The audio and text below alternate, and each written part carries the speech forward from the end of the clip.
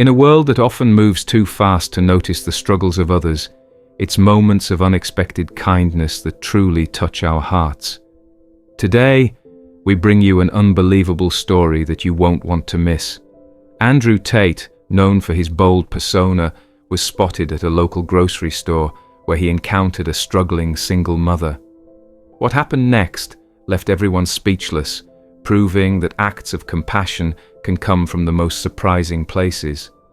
It started as just another day in a bustling grocery store, where the sounds of carts rattling and the hum of quiet conversation filled the air.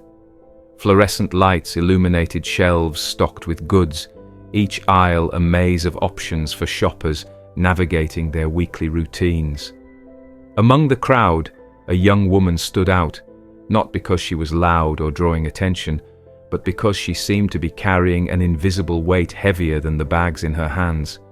She was a single mother, her toddler perched on her hip, reaching for a brightly colored cereal box with the boundless energy only a child could have.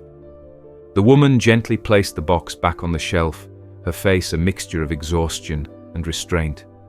It wasn't the kind of weariness that came from just one bad day. It was the deep, aching fatigue of someone who had been fighting a battle every single day. Her clothes were clean but worn, and her shoes had seen better days. She pushed her cart with one hand while juggling her child with the other, her eyes darting between price tags as she carefully considered each item she picked up.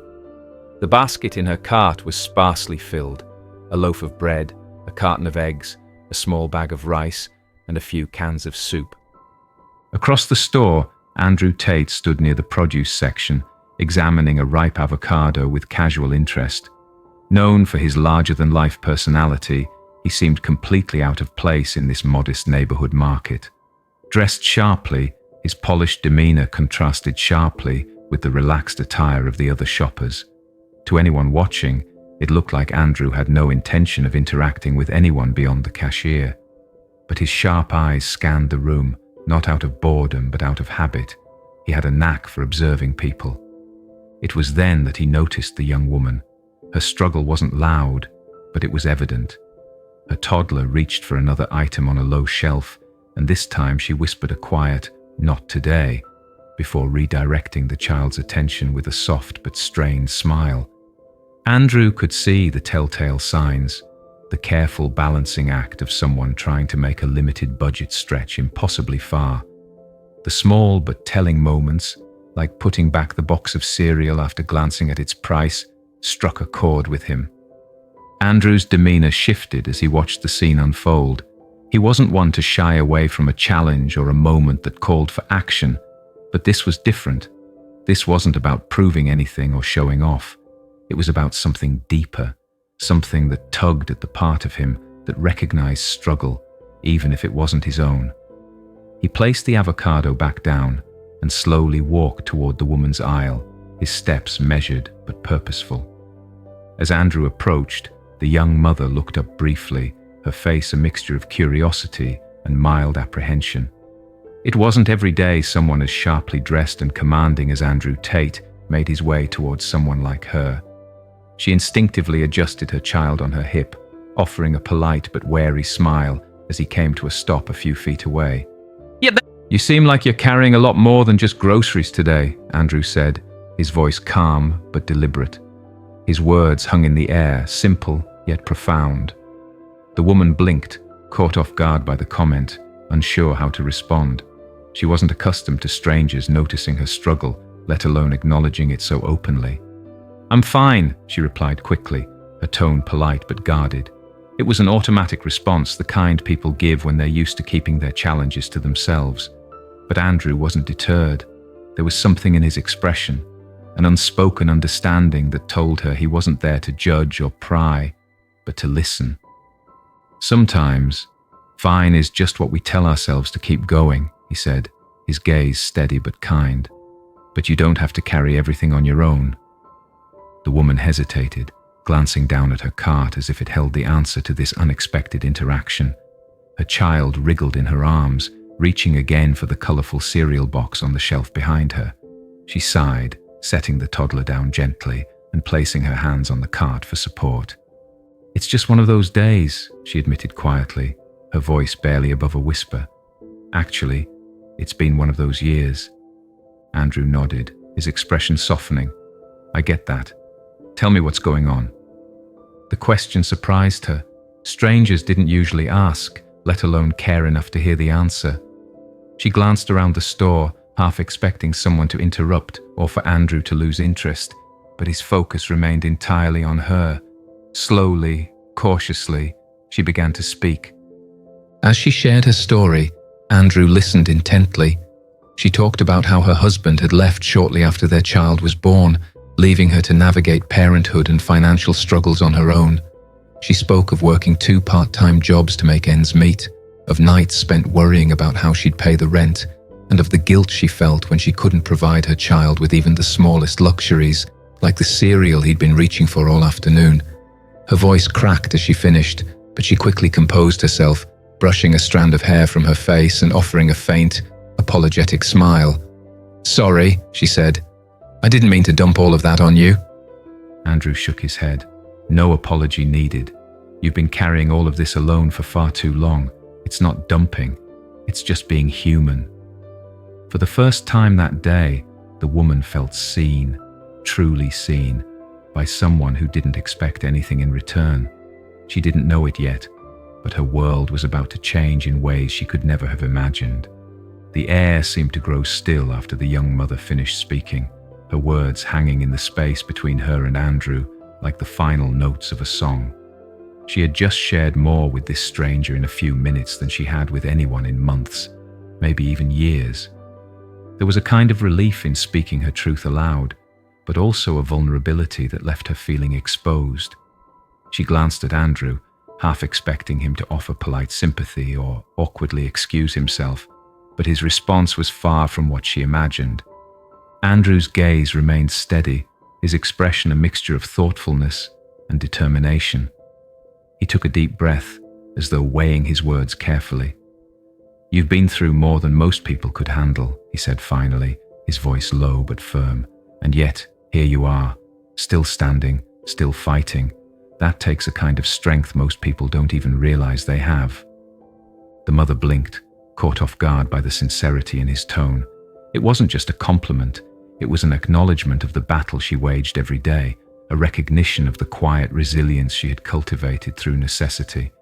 For a moment, she didn't know what to say. She had grown so used to her struggles being invisible that hearing someone acknowledge them felt almost surreal. "I don't feel strong," she admitted after a moment, her voice tinged with exhaustion. "Most days I feel like I'm barely holding it together." Andrew nodded, his expression softening. "That's the thing about strength. It doesn't always feel like strength when you're in the middle of it. It feels like survival. But trust me, you're stronger than you know." His words hung in the air, and for the first time in what felt like forever, the mother felt a flicker of something she hadn't felt in years: hope. It wasn't the kind of dramatic, sweeping hope that changed everything in an instant, but a small, quiet ember that warmed her from the inside. She didn't know why this stranger had taken an interest in her story, but something about his presence felt genuine, as though he wasn't just there to offer words of encouragement, but to do something more. Andrew glanced at her cart, his sharp eyes taking in the meager contents. "Do you have a list?" he asked, his tone casual, almost conversational. The question caught her off guard. "A list?" she repeated, unsure if she had heard him correctly. "For your groceries," Andrew clarified. "Do you have a list of what you need?" The mother hesitated, instinctively pulling her cart closer to her. She had spent the entire shopping trip mentally calculating every item, trying to stay within her tight budget. She couldn't afford to buy everything she needed, let alone the things she wanted. "I have a mental list," she said cautiously. "Why?" Andrew smiled faintly, a glimmer of mischief in his eyes. "Because I think we're going to need more than just what's in this cart." Before she could protest, Andrew stepped past her and began scanning the shelves with a focused determination. He moved with purpose, grabbing items and placing them into her cart without hesitation. Rice, beans, pasta, fresh vegetables, fruit. He picked out essentials, but also little luxuries she hadn't dared to consider. A box of cereal for her child, the same one he had been reaching for earlier, went into the cart without a second thought. "Wait!" the mother said, her voice tinged with confusion and disbelief. "What are you doing?" Andrew paused, turning to face her. "Making sure you have what you need," he said simply, "and maybe a little extra." She stared at him, her mind racing. "You don't have to do this," she said quickly, her voice edged with both gratitude and hesitation. "I can't." Andrew held up a hand, cutting her off gently but firmly. "You don't have to do anything except let me help," he said. "No strings, no expectations. Just let me do this." The sincerity in his voice silenced her protests, though her mind was still reeling. She watched in stunned silence as he continued adding items to her cart, moving with the kind of efficiency that suggested he had done this before.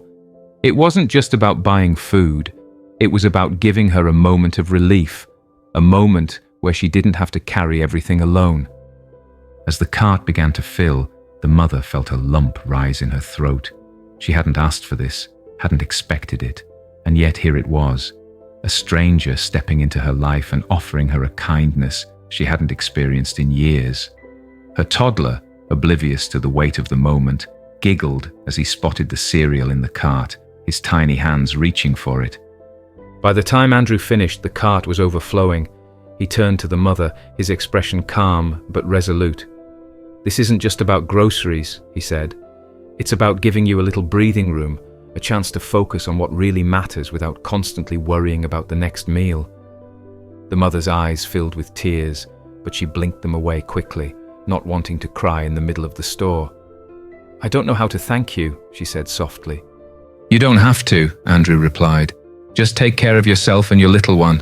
That's thanks enough." She nodded, her voice catching in her throat as she tried to find the words to express her gratitude. But Andrew didn't wait for a response. He pushed the cart toward the checkout line, motioning for her to follow. What had started as an ordinary trip to the grocery store had turned into something extraordinary, and the mother couldn't help but feel that, for the first time in a long time, she wasn't alone. The cashier's eyes widened as Andrew pushed the overflowing cart to the front of the checkout line. The sight of so many groceries in one purchase was uncommon in this modest store, where most customers bought only what they could afford to get them through the week. The young mother trailed behind him, still clutching her toddler's hand, her face a mixture of gratitude and disbelief. She glanced at the cart, filled with more food than she had bought in months, and then back at Andrew, who stood calmly as if this were the most natural thing in the world. Andrew turned to her with a small smile. "This is just the start," he said, his tone reassuring but firm. "You're going to walk out of here today knowing you have what you need, not just for now, but for a while." The mother tried to process his words, but it was almost too much to comprehend. "For a while?" she repeated, her voice laced with incredulity. Andrew nodded. "I've arranged for something extra. You'll see." The cashier began scanning the items, her hands moving quickly, but her eyes occasionally darting up to Andrew, clearly curious about what was unfolding. Other shoppers nearby had started to notice as well, their murmured conversations creating a quiet hum of intrigue. Some watched with admiration, while others simply stared, unsure of what to make of the scene. As the total climbed higher and higher on the register, the young mother instinctively stepped closer, as if she might need to intervene. She couldn't fathom anyone spending this much on her behalf, and the guilt she had long carried about accepting help began to bubble to the surface. "This is too much," she whispered, her voice barely audible. "You've already done enough, more than enough." Andrew met her gaze, his expression unwavering. "Let me ask you something," he said. "If you saw someone in need and you had the power to help, would you?" She hesitated, caught off guard by the question. "Of course I would," she said softly, "if I could." "Then don't take that away from me," Andrew replied, his voice kind but firm. "I have the ability to help, so I'm going to, and you deserve it, whether you believe that or not." The mother swallowed hard, her throat tightening as emotions threatened to overwhelm her. She didn't respond, but her silence spoke volumes. She let him continue. When the last item was scanned, Andrew handed over his card without a moment's hesitation. The cashier finished the transaction and handed him the receipt, a small smile of admiration on her face. Andrew nodded in thanks before turning to the mother. "Now," he said, his voice lighter but still warm, "about that something extra I mentioned." Before she could ask what he meant, Andrew pulled out his phone and made a quick call. He spoke briefly, his tone businesslike but efficient, before hanging up. "I've arranged for grocery deliveries to your home," he explained. "Once a week for the next year. You won't have to worry about shopping, budgeting, or any of it. Not for food, at least." The mother stared at him, her lips parted in disbelief. You didn't have to do that," she stammered, her voice trembling. "I don't even know what to say." "You don't have to say anything," Andrew replied with a small smile. "Just focus on yourself and your little one. That's all I want." Tears welled in her eyes as she clutched her toddler closer, her emotions too overwhelming to hold back any longer. "Thank you," she whispered, her voice cracking. "Thank you so much." Andrew placed a hand on her shoulder, a gesture of quiet solidarity. "You're stronger than you know," he said softly. "But even the strongest people deserve a little help sometimes. Don't ever forget that." As they walked out of the store, the young mother pushing her cart and Andrew carrying a bag of groceries for her, a small crowd had gathered near the entrance. Some clapped quietly, while others simply watched, moved by the unexpected act of kindness. Andrew, never one for unnecessary fanfare, simply nodded in acknowledgement before helping the mother load her groceries into her car. The mother turned to him one last time, her eyes filled with gratitude and something else, hope. "You've changed everything for us," she said, her voice steady despite the tears on her cheeks. "I don't know how I'll ever repay you." "You don't need to," Andrew replied, his tone gentle. "Just pay it forward someday when you're able. That's how the world gets better." With that, he gave her a small wave and walked back toward his own car, leaving her to process the life-changing moment. For the first time in years, she felt a weight lifted from her shoulders, a burden she had grown so accustomed to that she had almost forgotten what it felt like to be free of it. The story didn't end there. Word of Andrew's gesture spread quickly, first through the neighborhood and then beyond. People who had once only known him for his bold, sometimes polarizing public persona began to see another side of him, a man capable of extraordinary kindness and generosity. But for Andrew, it wasn't about the attention or the praise. It was about something much simpler, reminding someone that they mattered, that they weren't alone, and that even in the darkest of times, there was still light to be found in the kindness of others. For the young mother and her child, that light was life-changing, and for Andrew, it was a reminder that true strength lies not in what you have, but in what you give.